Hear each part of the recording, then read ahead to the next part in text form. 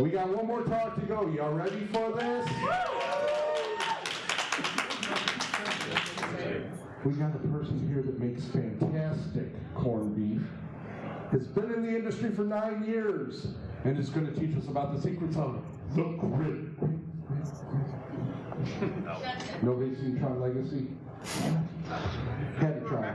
Let's hear it for Danielle McGuire. Yes. Thank you. And thank you, everyone. Thank you, Chicago, for having me. Thank you, BSides312, for being a fantastic event. Thank you, all of you, for coming out here, because it's the audience that makes any presentation, any conference a good conference. It's always the conversations that are happening out in the seats and in the hallway that are so much better than the conversations that are happening up on stage. So, well, I hope that I can inspire some interesting conversations. So why don't we go ahead and get started. My name is Danielle McGuire, or Danny McGuire, she, her. And yes, I spent the last 9 years working for an electric company in Pittsburgh doing OT cybersecurity for a transmission and distribution utility. So not the people that make power, but the people that will deliver power to the end user.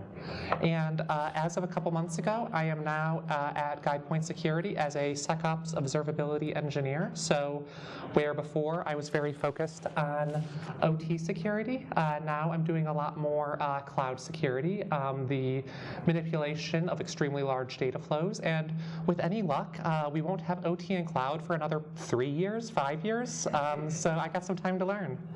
And then, yeah, at work I like to focus on how data flows, but also the automation of previously manual processes and the integration of novel systems with the broader enterprise systems.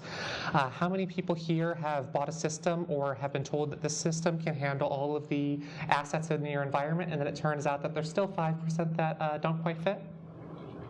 I was the person then that would write the Python to make them fit. And so our conversation today, we will be starting with a conversation about operational technology in general. Show of hands, who would say that they're familiar with OT security?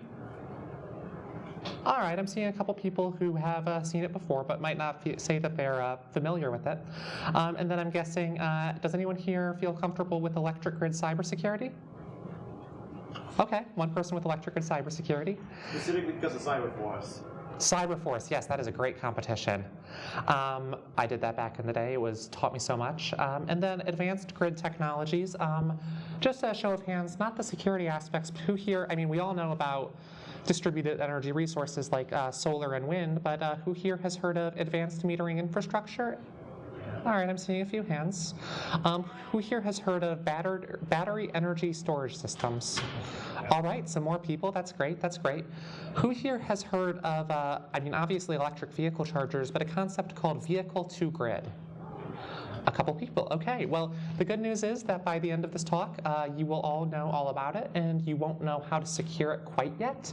That's a bit much for an entire one presentation to handle all of that, but I hope that we can start to think about the changes that this technology is causing to the grid and how the paradigms and assumptions that we might have had for 5-10 years might start to break down as the grid modernizes to meet the ongoing climate crisis. So let's get started. What is OT cybersecurity? OT cybersecurity is the cybersecurity of operational technology. What is operational technology? It is related to ICS, industrial control systems, and SCADA. What is the difference between industrial control systems and operational technology? This is where things start to get a little fuzzy. This is where you start to see ICS/OT on the blog posts and the learning resources.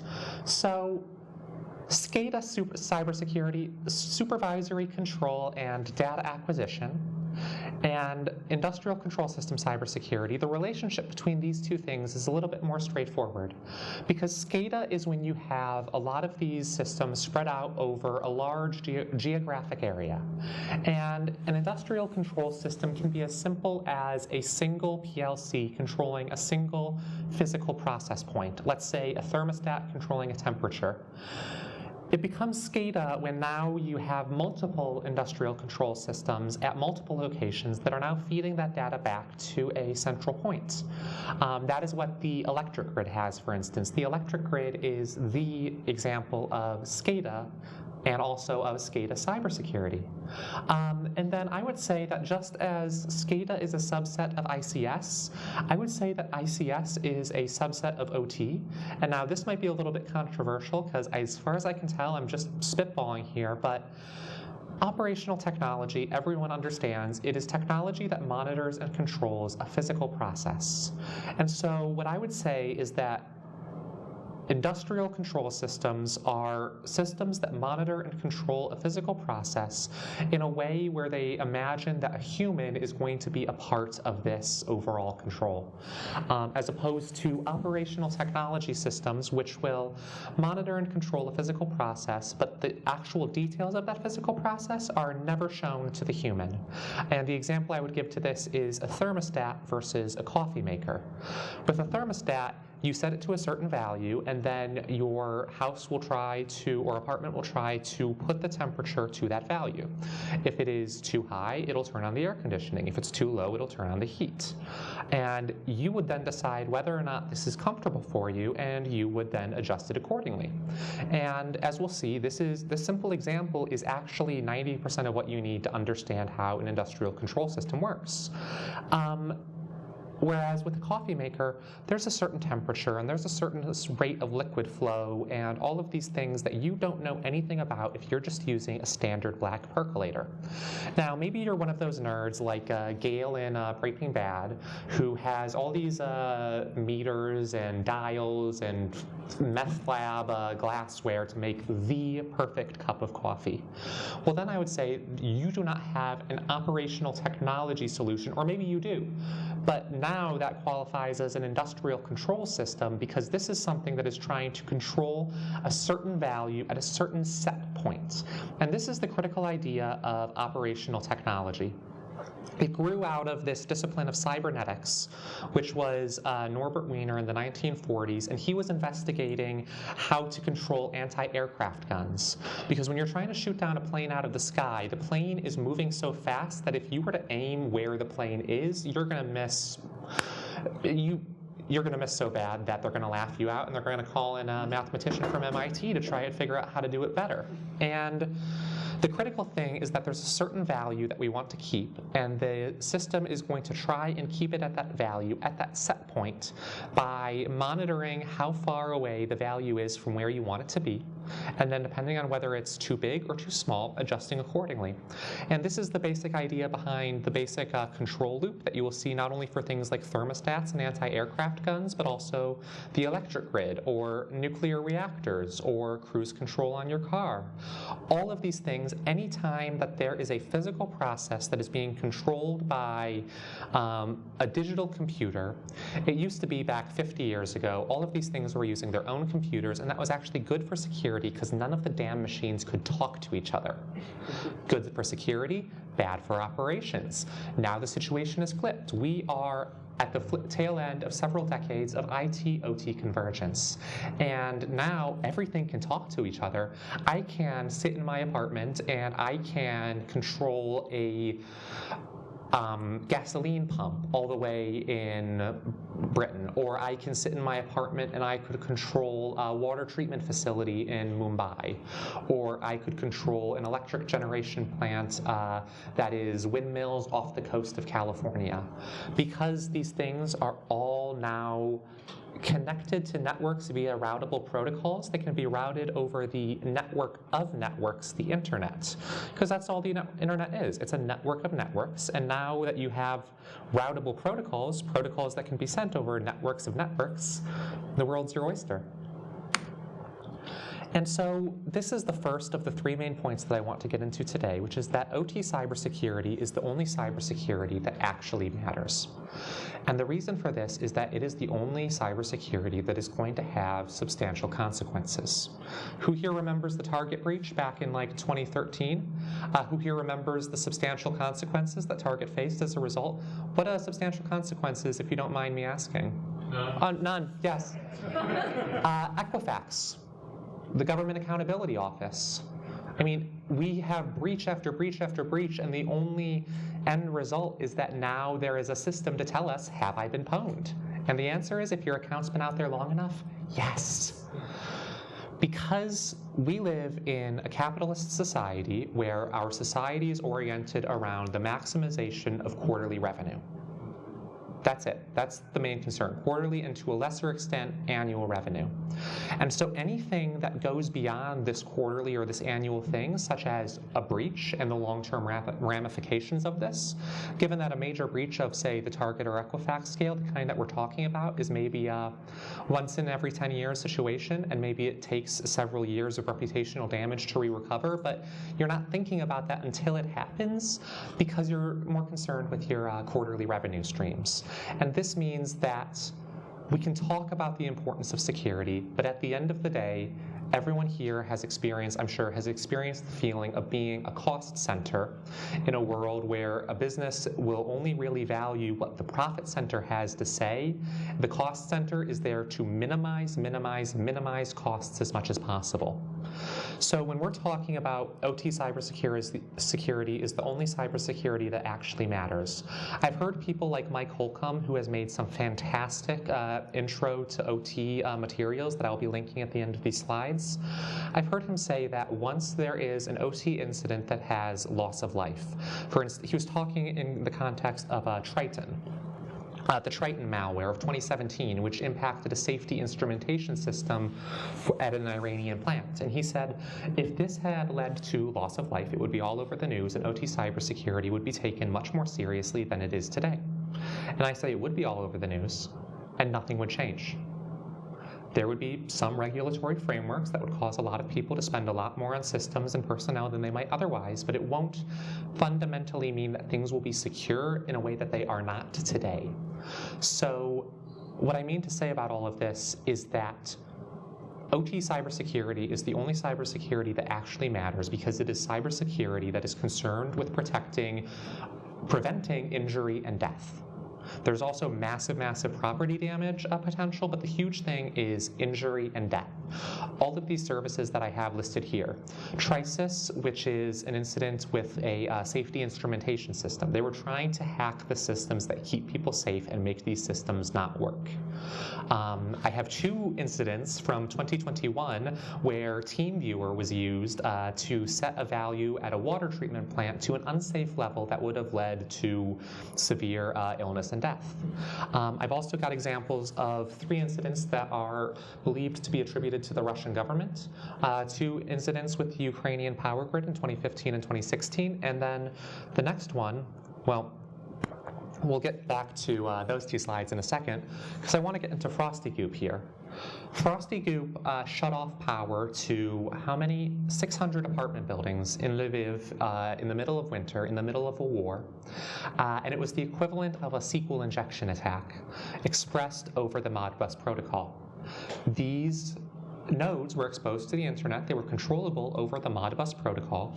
Modbus is a very straightforward OT-specific protocol, and it is considered, I think, probably the simplest of all of them.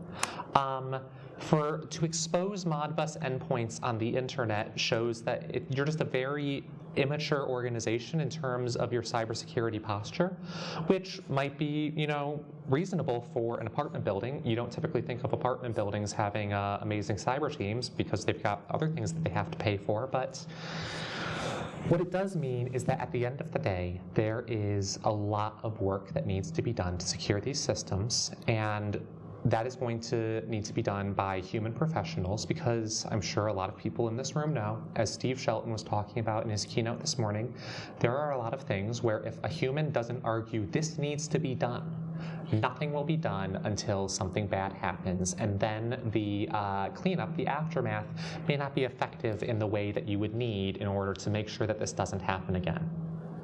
So I said that the most important thing here is humans to secure the system. The second most important thing for OT security is the air gap. Unfortunately, the air gap is a lie. there is no such thing as an air gap. I know there is no such thing as an air gap because I spent 9 years working for the electric company, and during COVID, I got to work from home. If I can work from home and manipulate these systems, then they're not air gaps. But the air gap, when it is said to exist, is typically said to exist somewhere here at level 3 in this diagram. This is the Purdue model for industrial control systems, and anything that's IT, a traditional enterprise environment, is going to be layers 4 and 5. 5 is your traditional internet DMZ, where you might put your website or a mail server, and then everything else is going to go in layer 4 behind some kind of firewall. And now the air gap is a lie, but the firewall between the IT and the OT sections of the business has the potential to be an incredible choke point that is the best opportunity for a lot of OT defenders to get a handle on all access coming in and out of the control center. And then from down there, underneath level 3, you get into level 2 to 3. And this is like the control center's own IT systems. They've got their own Windows and Linux systems. But then down here in levels 2, 1, and 0, this is where you have your actual equipment out in the field. Just one moment, 6:15, great.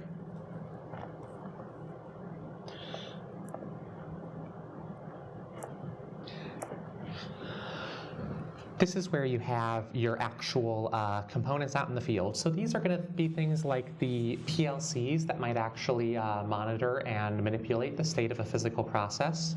That would be shown here as a field controller. And then it might be the actual things that either take in data for the process, these sensors, or then manipulate the process by putting something up or down. So for instance, you could have a relay, which for the electric grid might energize or de-energize a circuit like a switch.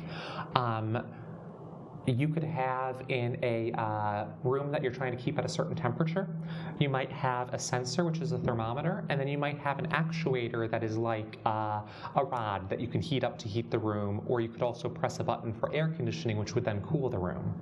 So these are the physical components that are then maintained by these digital servers on top.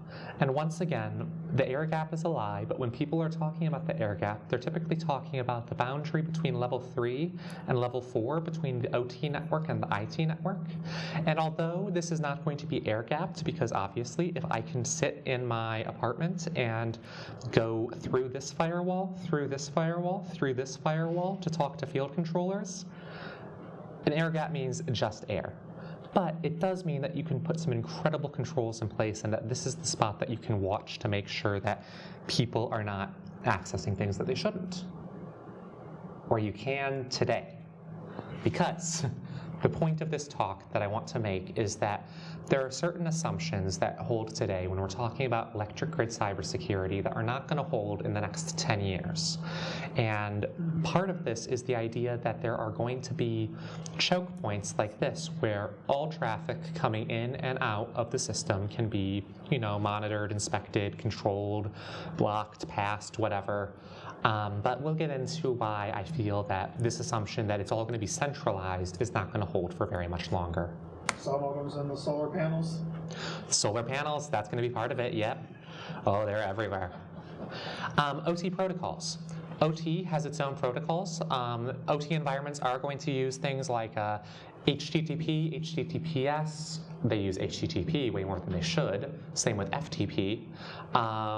They've also got SNMP, email and a ton of things, or SMTP, simple mail transfer. They've got email and a ton of things. They've also got SNMP. It's never configured right. They've got SSH a lot of the time. That is often configured right. It should be. But those are all things to interact with the routable IT protocols that I was talking about. There are also these specific OT protocols like Modbus, which is a general purpose, simple protocol. You've got DMP3, which is specialized for SCADA systems, water and electric SCADA systems especially.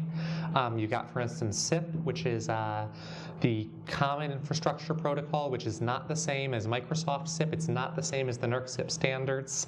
This is one that Rockwell Automation uses to maintain their things. But one thing that I want to call attention to is that these protocols are almost exclusively plain text. And there is a big push in recent years to encrypt these, because obviously encryption is good, right? But, and I'm quoting Tim Conway here, who was one of the first responders in Ukraine in 2015 that the United States government sent after I think it was the Kiev electric grid was shut down by who we now believe to be the Sandworm Group.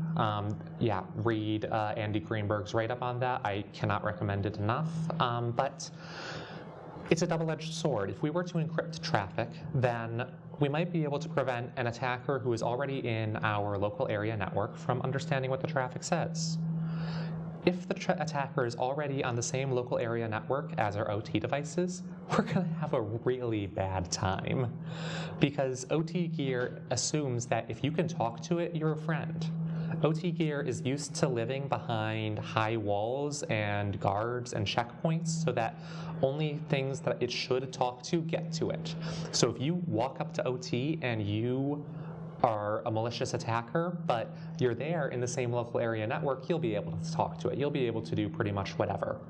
Then if that traffic is encrypted, if the defender is trying to reconstruct it later, they will have that much more difficult of a time. So it's going to be almost exclusively plain text, and this might not be as bad of a thing as we've thought, but that also means that if we can't even count on the fundamental security control of encryption, of TLS, then we have to start asking ourselves what other of our assumptions aren't going to hold in this very specialized space. And then the last thing that I want to call attention to before we start to talk about certain IT controls and why they may not be as helpful in this situation. Process engineers, the people that actually program programmable logic controllers, are not programmers. They hate and fear the computer. These are mechanical engineers, chemical engineers, electrical engineers. They went and they studied linear differential equations and modeling and actual science, and they don't want to worry about how to program an Arduino or a Raspberry Pi. So these 5 languages that I've listed here, ladder logic is by far the most common, and it's the one that you'll hear as kind of shorthand for OT programming. But really what it just comes down to is that process engineers want like point-and-click visual interfaces so that they don't have to worry about the details of the code. They can worry about implementing their process. But as Dr. Catherine Ullman was just saying, quoting Casey Smith, who was quoting John Erickson, hackers get their edge by knowing how the systems actually work. And OT engineers, by and large, don't know how the PLCs work. So that is a huge opportunity for then the OT professional. And that is one thing that I then want to say as we're going to start to get into this, and we're going to come up on this at the end of these slides, but this is a solvable problem. Dragos. Who here has heard of Dragos? Yeah, a lot of people. They're the big United States OT company. They employ like 2 out of 3 at least OT professionals, probably higher. And we'll talk at the end about what the CEO has to say about how small companies that do basic security hygiene, so not small companies who are Dragos customers, small companies who do best practices are beating APTs. This can be done, but there's only one way to do it, and that's to hire people, to hire enough people, to pay them enough, to give them the resources that they need at their job, and yeah, their AI can't do this. No computer system can do this. The humans will need computers to help them, but for the kind of things that we're doing, we just need dedicated people who have the resources that they need to do their jobs. Preach. Thank you. As we have here, an acquaintance once said at the NSA that this person said, if you have a security product, I'll buy it, but none of them work. And I would say they do work if they are properly deployed in the ecosystem that they are supposed to be a part of with a human being that can then take advantage of that tool to do the things that it was designed to do. And let's talk about why some of the traditional IT tools may not work as well in an OT environment. So Intrusion detection systems. You've got detection systems, which just watch when bad things happen and raise an alert. You've got prevention systems that'll actually block the mischief. So this is great because it'll actually stop the bad thing from happening, and we can never, ever do this in OT. Because who here has had an IPS prevent something? Who here has only ever had IPS prevent the right thing? IPS gets it wrong all the time. All the computers do. It's why we talk about things like precision and recall and false positives and false negatives, and that's all great. But in an OT environment, stopping the service is usually just completely unacceptable. And it can be unacceptable because you might be a Colonial Pipeline who has their payment system hacked and then decides to shut down their entire gasoline delivery because they can't collect money for it anymore. Colonial Pipeline, if anyone remembers the shutdown in the southern East Coast a few years back, it wasn't the OT systems that got, it was the payment collection system. But then if you had something like the electric grid going down, one thing that they always drilled into us at the electric company is there are people throughout the city who are on at-home life support that if they don't have power for more than 24, 48 hours, they will die. Yep. There are people, hospitals. I come from Pittsburgh. Pittsburgh has a lot of hospitals. Our hospitals all have dedicated substations because we've had surgeons come in and tell us if there's a power outage while I'm doing surgery and it's more than 5 minutes, that person's probably going to die. This one's going to be more controversial, but air conditioning is a human right now because there are people that live in buildings that if they are in them during the summer and they don't have air conditioning, they will overheat and they will die. And first and foremost, I have to say people in jail and in prison. People in jail and in prison often do not have adequate air conditioning and they can die from this. So, and that's just electricity, water, medicine, all these things. It's often not acceptable to have any kind of outage either because it would cost you too much money or because people are relying on the service. So we cannot use intrusion prevention in an OT environment. We can only ever use detection. And then this gets into the flip side, or not the flip side, related to this is that with endpoint security, so once again, endpoint security, we're not going to have it in prevent mode. It's only going to be in detect mode. So whereas the intrusion detection or prevention system is typically listening over the network, something like a Cisco ASA, the endpoint security is going to be listening on the devices themselves. And this is, I mean, back in the day it was Norton or McAfee, but it's mostly like CrowdStrike, as we saw on the previous slide. Or you've got Microsoft, Kaspersky, yes. So whereas in the previous slide I was talking about how we cannot turn on prevention mode, the other thing here is that actors in OT environments love to live off the land. They love to use LOLBins, especially this one group that I'm going to call out, Volt Typhoon, which is a suspected Chinese-aligned threat group that has been observed probing into electric systems all over the country, critical systems all over the country. I think it was recently announced that they were found inside the OT network of a Massachusetts electric and water utility, a tiny one that does both, because that's the kind of places that these are going to target. And yeah, so if you're trying to do endpoint detection that is based around looking for suspicious samples of malware, you're going to have a bad time, especially in an OT environment where one thing that OT has going for it is that it's such a regulated environment that OT operators often have much more visibility and assurances about what their assets are like that IT people don't have. I just left an OT job, and I'm at a job where I advise Fortune 500 clients now, and I got into a contract, and I said, okay, can I see your configuration database, your CMDB? And they laughed at me. Because that's only something that you get when you're an OT network that will then have a federal regulation to have a good database of all of your systems, and then you pay people, like myself, to maintain that database over several years. It's expensive, it's tedious, it's absolutely essential. But what it means is that I had a list of every single port that was authorized to be on a device, every single piece of software that was authorized to be on a device, every single user that was authorized to be on a device. I knew which devices were supposed to be talking to which other devices. All of this combines to mean that if I come in and I see a weird process executing with admin rights on a machine that is only ever supposed to like send network time to the other servers, I have a sense that something bad is going on, that it might take someone in IT who has less of that level of visibility a little bit longer to find out. And that brings us to the third thing on the list, which is the SIM, or the SIEM, as I've heard people say. Show of hands, who calls it a SIM? Who calls it a SIEM? I'm right, yay. You need a SIEM. Changes if you preempt it with next gen. There you go. Thank you. That explains a lot. You need a SIM. You can't get by doing cybersecurity in 2025 without a SIM. And we've all got SIMs now. The problem is we don't have enough SIM for the amount of data that is flowing into the system. And this is a problem for IT departments, especially IT departments that are embracing concepts like, microservices, containerization, Kubernetes.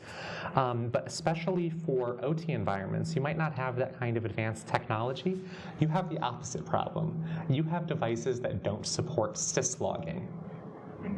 You have devices that can't tell you, or they'll tell you when there was a successful login, but not a failed login. Why would you want to know? Why would you want to know? IT SIMs might not support the OT SIMs out of the box, and then you have to have custom configurations. And the big thing, the really big thing, is that you are going to spend so much more money configuring and maintaining this thing than you ever did just, buying it. So once again, this gets back to the point which I was trying to make at the beginning, which is that with electric grid cybersecurity, we understand well, like a basic orthodox classical electric grid cybersecurity. But now the problem is not all of these assumptions are going to hold. But when it comes back, so as we've been talking about so far, you need to pay humans. You can't have AI automate the entry-level people out and then say, oh, we'll just pay mid-level and senior-level people. You get mid-level and senior-level people by paying the entry-level people. And that doesn't mean that there isn't an incredible opportunity with LLMs or any of the other technology that's been coming out in the last 5 to 10 years, because generally OT networks are going to lag behind IT networks in terms of technology for a minimum of 5 years. But none of it can replace the human. It all has to augment the human. And as I said earlier, small orgs can beat these advanced persistent threats with basic hygiene. For instance, a Massachusetts Water and Light, which just found Volt Typhoon in its OT network, if you believe the Dragos report. Organizations like that do beat back attackers with things like asset inventory, network segmentation. Don't put your OT stuff on the internet. Put it in a network with a really, really strong firewall, as strong as you can get in front of it, and then your IT network, and then the internet, and then also password, account management, security patching, least privilege. All of this can and should be common sense stuff at this point. So yeah, that's where we're at today. That's how a tiny utility can beat back an APT, but there's 2 problems with this. Number 1, the reason that it's possible for small utilities to beat an APT is that if an APT wants to compromise the electric grid, then they are going to find, out of the hundreds, thousands of independent organizations that make up the North American electric grid, they are going to find the one with the shittiest security, and they're going to get in there. They also are just people with jobs. They want to do as little work for the maximum reward. So this means that when we're talking about a small org can beat an APT, what we're saying is you cannot outrun the bear, but you can outrun your friend. If anyone's heard that joke, well, I think we have. That 2 campers in a tent, there's a bear attack outside, and one starts lacing up their boots, and the other friend says, what are you doing? You can't outrun the bear. And the friend says, I'm trying to outrun you.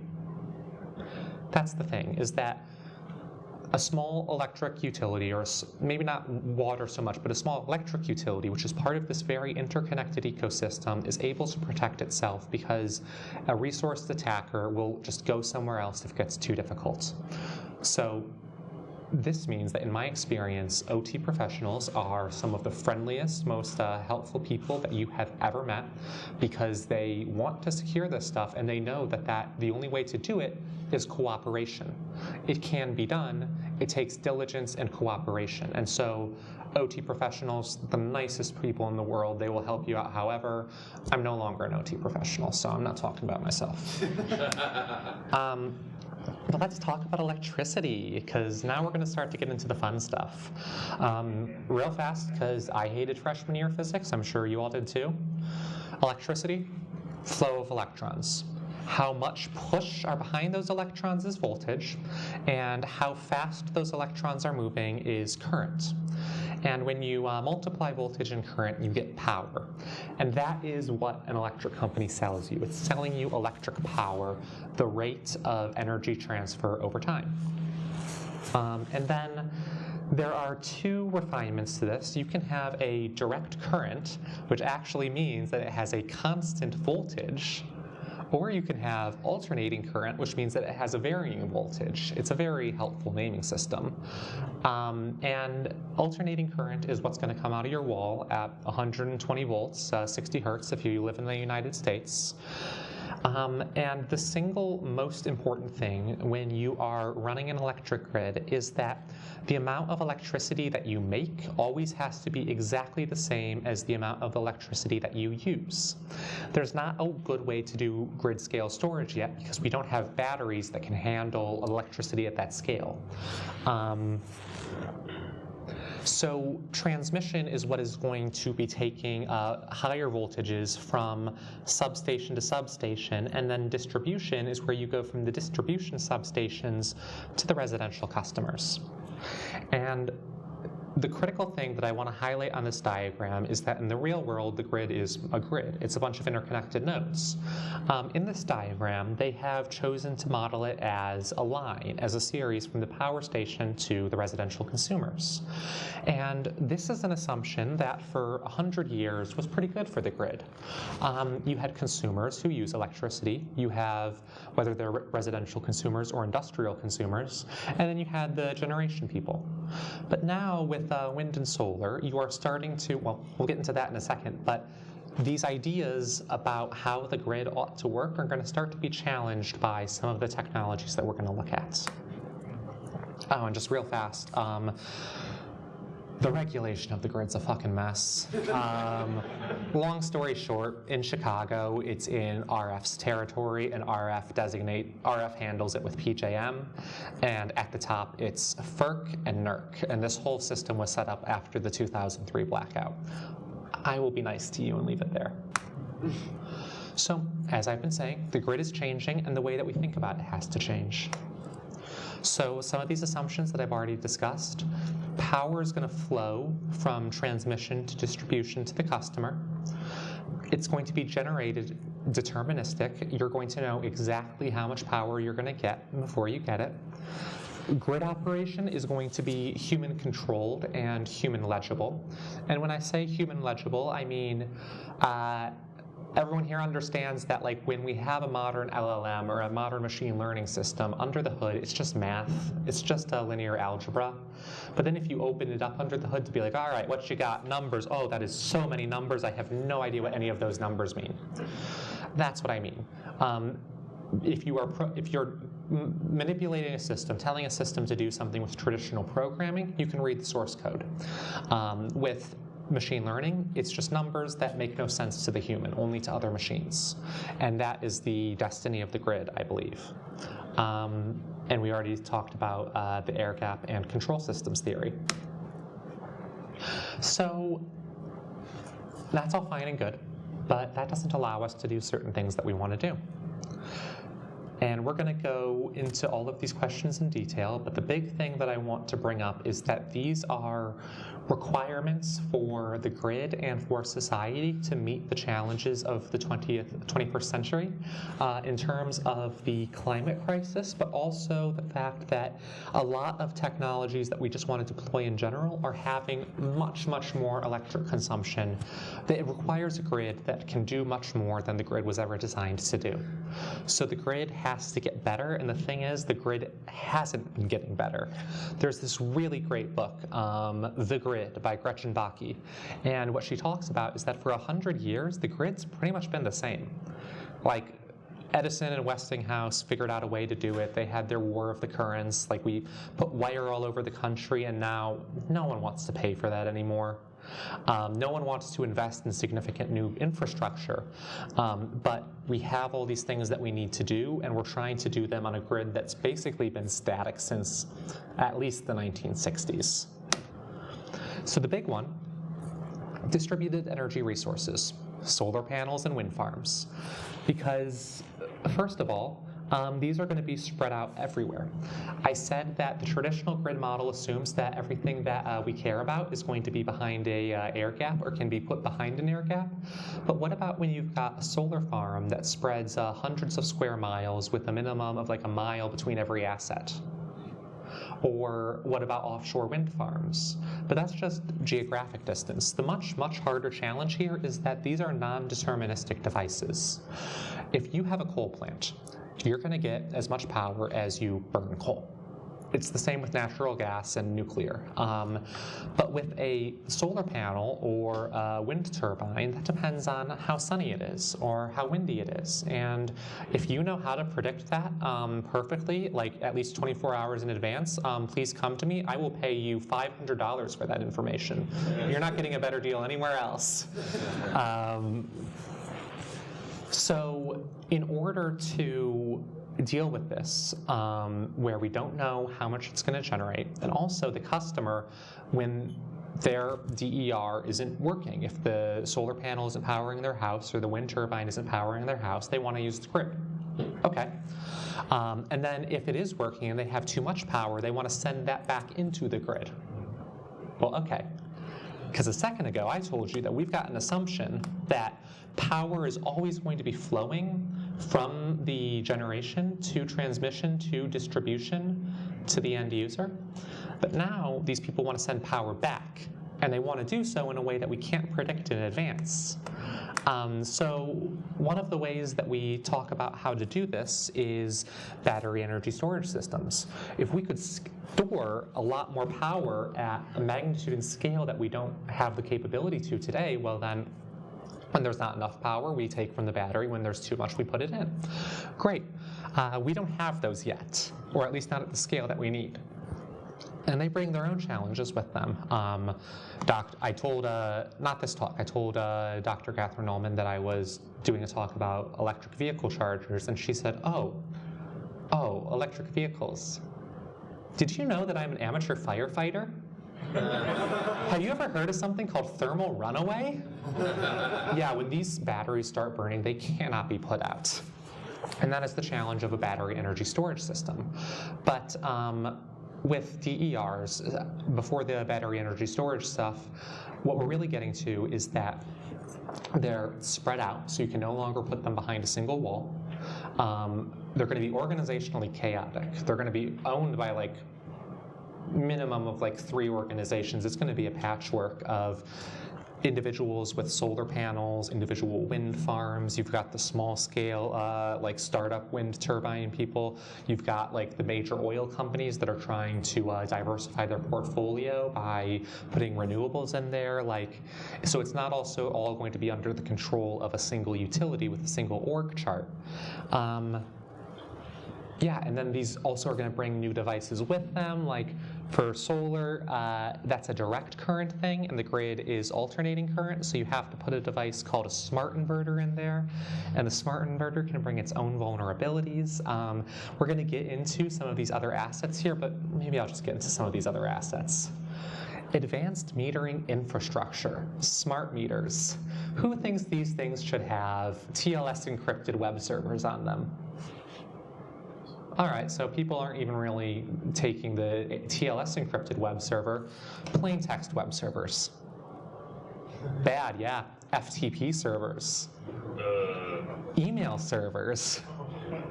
These are in your home. This is right outside your house. This is an IP address. If someone could get into any of these things, not only can they control your electricity, they can also see things like when do you have spikes that might correspond to, lights are on, someone's home. Dishwasher or washing machine is running, someone's home. The privacy concern is ridiculous. Also, I was told this 9 years ago that, oh yeah, I just got a job at the power company. We're working on this great new thing called AMI. What it means is that when we need to shut off a customer's power, they won't run outside and wave a shotgun in our face. Because that is, before we had smart meters, we still had the direct analog wires that someone had to drive past and look at what the value was. Nowadays, it'll be on the internet. They'll be able to shut off your power over the internet. That's what these things were designed to do. They were designed to take a command from someone and shut off your power. And of course, only the authorized people will ever be able to do this. And also, there's only a couple vendors here in this space. And so what this means is that if you find a vulnerability in one vendor, before, if you wanted to attack the electric grid, unless you could find, maybe you found a vulnerability in a PLC or an HMI. These are very specialized systems that are deployed in very specialized situations. I've heard it said that the big victory of Stuxnet, even more so than the technical aspect of the 4 0 days that went into it, was the human intelligence, the signals intelligence, to know exactly what 0 days to choose, to know exactly what the settings needed to be for the centrifuges that Stuxnet was going to destroy. Not the same with smart meters. From the perspective of the internet, someone with a smart meter in Chicago is no different than someone with a smart meter in Pittsburgh, is no different than someone with a smart meter in Lviv, Ukraine. So one vulnerability would then have very broad geographic impacts. EVSE and V2G. Electric vehicles, obviously becoming a much bigger thing in recent years. They've been growing an enormous amount. They're probably going to continue to grow. Fun fact about these, their chargers are absolutely chock full of bugs, and we're talking password injection, command injection via the Wi-Fi field, via the Wi-Fi password field. Christ. Yeah. They had a competition in Tokyo, and people were finding root RCEs in 30 minutes, and everyone that was there agreed, oh yeah, this is just something that no one's looked at before. Another one here, root in 30 minutes over a set UID telnet shell listening on the local network. And the control protocol for these things, completely unencrypted. So that means that if you're sitting on the Wi-Fi network, so let's say you're at a parking garage or a car dealership or something, and you're sitting on the network and you're watching the messages go through. There's one integer ID that you need to capture while sniffing, because that is what corresponds to the human who is trying to charge their car. 3 minutes, great. Capture that, you can do whatever you want, come talk to me afterwards. Vehicle to grid, we don't have enough batteries for the grid. We've got a lot of batteries for all these new electric cars that we have going around. And so people said, what if we use those as one giant distributed battery? Very cool idea. I've actually been talking with professors at the University of Pittsburgh that are researching this thing right now. It's a problem that's very much being solved.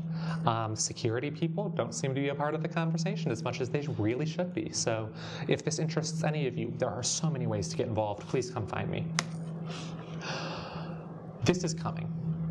In 3 to 5 years, we will see SCADA in cloud. Because we live in a capitalist society where the most important thing are the quarterly balance sheets, and someone at a bunch of organizations is going to save a lot of money by moving off of on-prem SCADA into cloud SCADA, and then very bad things will happen in 5 to 10 years. Anyways, the long story short, 2 minutes, thank you. Just as we are understanding the traditional electric grid, it's going away. The grid today is considered an industrial control system There are certain set point values that operators are trying to keep at stable areas. I argue that tomorrow it's going to be an industrial Internet of Things. It's going to be a network of networks, a system of systems, various organizations like your electric utility, your building management systems, your, for electric vehicles, charge system management servers, all that. I can talk about this in the hall if anyone wants to hear it. You can learn 90% of OT cybersecurity in a month. My buddy in Pittsburgh, Mike Schroeder, told me this, and he said the next 10% will take the literal entire rest of your career. Because the last 10% is things like, oh, I didn't know that this one thing only works under blood moons with like Middle Endian data or some shit. I have seen Middle Endian. It's cursed. But yeah, if you want to learn the basics, watch this video series, build a virtualized SCADA lab with OpenPLC, do replay attacks, and then watch from the other side. Go online and find Triton malware, that stuff I was talking about that damaged security systems. It's just on GitHub. Yeah, and listen to experts who combat fear, uncertainty, and doubt. Whenever there's a problem, people love to say, oh, I bet it was evil Chinese super hackers that, I don't know, made it so that this light is red when I want it to be green. Or more likely, something blew up. Was it hackers? A boat crashed into a bridge. Was it hackers? I heard that one a lot. Squirrels. Yes, squirrels are a bigger risk to the electric grid than hackers. I'm completely serious, and that's what I want to close on. Squirrels are a bigger risk to the electric grid than hackers. Thank you all. It is, yes. Yeah, any questions? Yes. So obviously there are a myriad of like IDS, IPS tools for traditional IP-based protocols. Does anything like an IDS exist for like these OT-specific protocols like Modbus and whatnot? Yes, and Dragos sells the most popular one in North America. There's also Clarity, which is an Israeli company. There's also Nozomi, and I think that Industrial Defender is also trying to get into this space. But yeah, the big one is Dragos, and everyone else is comparing themselves against Dragos, just as every other SIM vendor is comparing themselves against Splunk. Yeah. Yeah. I know that at the tables. So are the majority of the SCADA systems still limited to an 8-character password, all caps, and no symbols? Are the majority of SCADA systems still limited to the 8-character password, all caps, no symbols? I want to say that more and more systems are no longer limited to 8 characters, but the flip side is every SCADA operator password I have ever seen, 8 characters, all caps, no symbols. Again, these people have their own problems to worry about. They go to school for years so they can learn how to design an electric grid without it breaking the normal way. Grids love to break. They're not thinking about attackers, and that's where OT cybersecurity professionals come in. Did they still explicitly follow the requirement that the password be not default? That is one of our big ones, and I wish I did not have to tell people change your default passwords, and really this comes down to asset inventory and knowing where your things are, because everyone changes the password on the system that they know about. Yeah. Thank you, Danielle. Danielle will be happy to go ahead and answer questions out in the hallway. Yes, thank you. Absolutely. Thank you very much for attending this presentation. Thank you all for going on and attending all these talks.